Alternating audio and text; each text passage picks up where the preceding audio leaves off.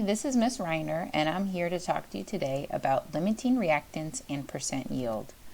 Hopefully at this point you have already watched the video where Tyler DeWitt was making hamburgers and kind of showing you how cooking and baking is related to limiting reactants in chemistry.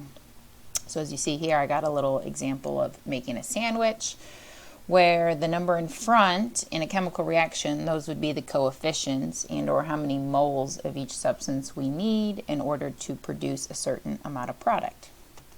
So just to kind of get you thinking, looking at this table, we have two reactants. As you might notice, reactant A, there is consistently 1 mole of it. But reactant B, we are gradually adding more and more each time. So what do you think is going to happen to the amount of product made? Is it going to keep increasing every time because reactant B is increasing? Is it going to stay constant because reactant A doesn't change, or what's going to happen? So what actually happens is you'll notice the first couple times it keeps going up, but then it stays consistent after this point, 1.75, 1.75. So what happened here?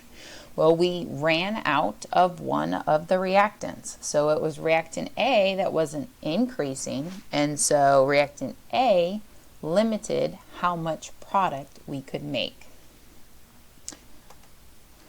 So in actual chemical reactions, this happens a lot. You can see we added probably baking soda and vinegar to these bottles. We kept the amount of vinegar constant, but the amount of baking soda was changing.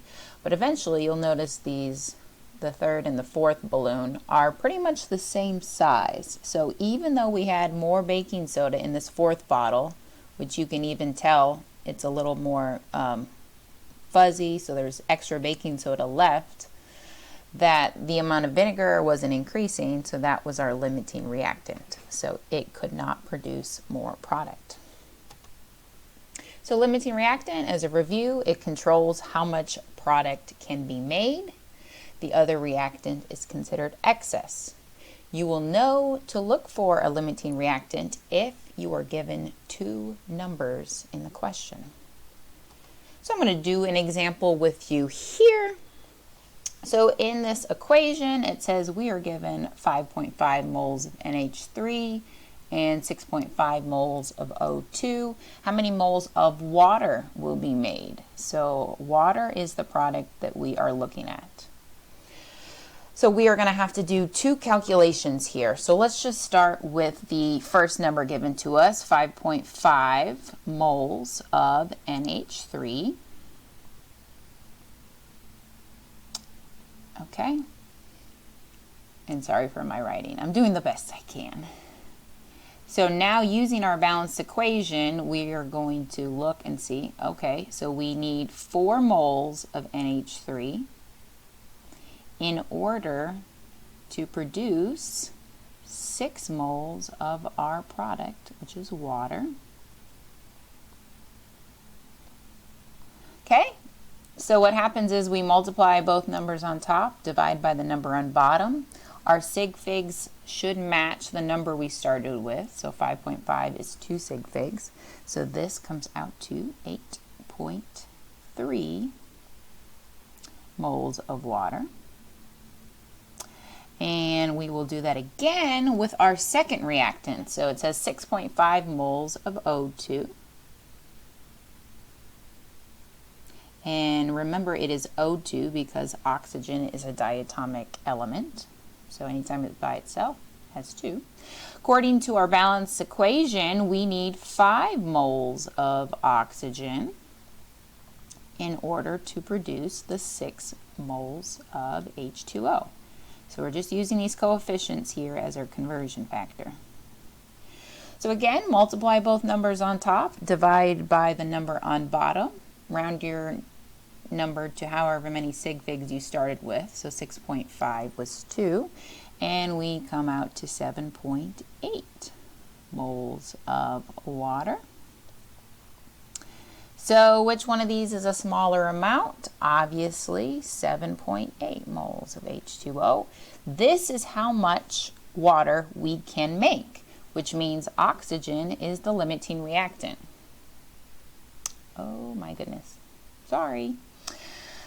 So we do not have enough oxygen to make 8.3 moles. So oxygen runs out once we reach 7.8 moles. And so that's why it's the limiting reactant. And that's why we can only make 7.8 moles. We don't have enough oxygen.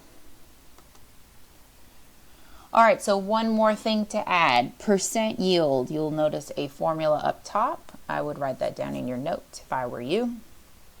So the amount we calculated is called the theoretical yield. How much is supposed to be produced, okay? The actual yield comes from doing the experiment. So oftentimes in questions, this would be a number given to you. So here it asks, so what is the percent yield of the previous experiment if 6.5 moles of water are actually produced? Okay, so it's actual over theoretical in this case, so 6.5 moles of water are actually made, divided by theoretical. We just calculated that 7.8 moles of water can be made, so that's the theoretical. So actual over theoretical. We are going to times that number by 100 so that it is a percentage. Let's keep our sig figs to 2 since both numbers have 2 sig figs, and that will bring us to 83%. That's actually a pretty good value. We usually shoot to have a percent yield of 80% or higher. If you have a percent yield of 50, then that means you only got 50% of the product you were supposed to make. So there was some type of error in that scenario. All right, just to sum it up, and you first have to determine the limiting reactant by completing 2 calculations. So you would take the moles of your first reactant, convert that to how many moles of product it can make. Then take the moles of your second reactant, convert that to how much product you can make. Whichever reactant produces less, that is the limiting reactant. And therefore, that would be the amount of product that you can make. Then you can calculate the percent yield if you were given an actual yield from an experiment. And remember, theoretical is the amount you calculate should be produced. So that was just the quick and easy version of limiting reactants. I hope you enjoyed this video. Thank you.